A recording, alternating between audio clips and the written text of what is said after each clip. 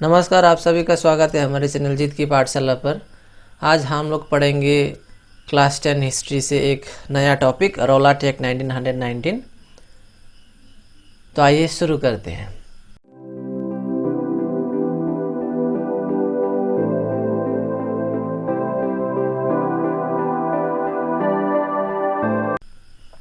In 1917, the Governor General Lord Chelmsford appointed a committee under the chairmanship of Justice Sidney Rowlatt to investigate the nature and extent of revolutionary activities and to suggest legislation if necessary to deal with them effectively।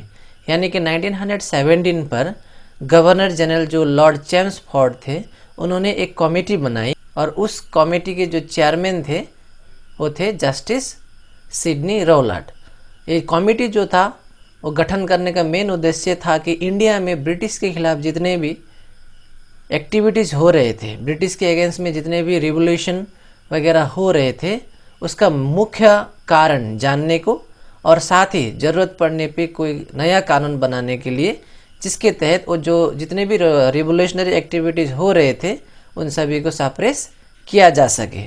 जैसे कि हम लोग जानते हैं कि first world war में Indian लोगों ने, स्पेशली पंजाब, हरियाणा, गुजरात के लोगों ने बहुत मदद की ब्रिटिश को, यह सोच के कि जैसे ही फर्स्ट वर्ल्ड वॉर ख़त्म होगी तो इंग्लैंड जो है इंडिया को इंडिपेंडेंस घोषित कर देगी।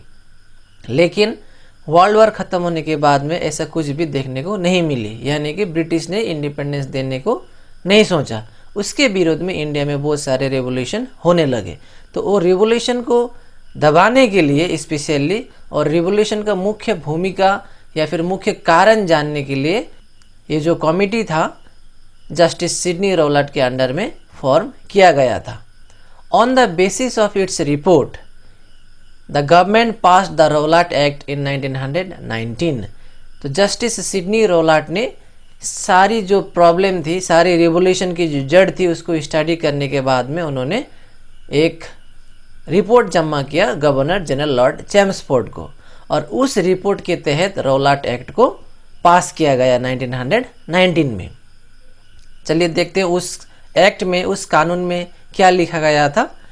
The act authorize the government to imprison any person without trial and conviction in a court of law. यानी कि रौलाट एक्ट 1919 के अनुसार ब्रिटिश गवर्नमेंट को कुछ अधिकार दिए गए, जिसमें था कि अगर ब्रिटिश गवर्नमेंट चाहे तो किसी भी इंडियन को बिना मुकदमे यानी कि बिना केस किए हुए जेल पे डाल सकती थी।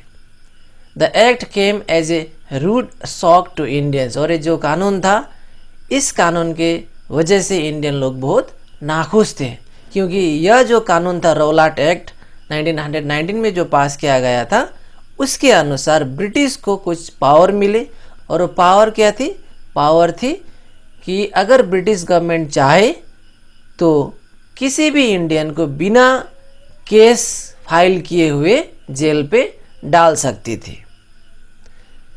आशा करता हूँ आप लोगों ने रौलाट एक्ट 1919 जो था वो समझा होगा।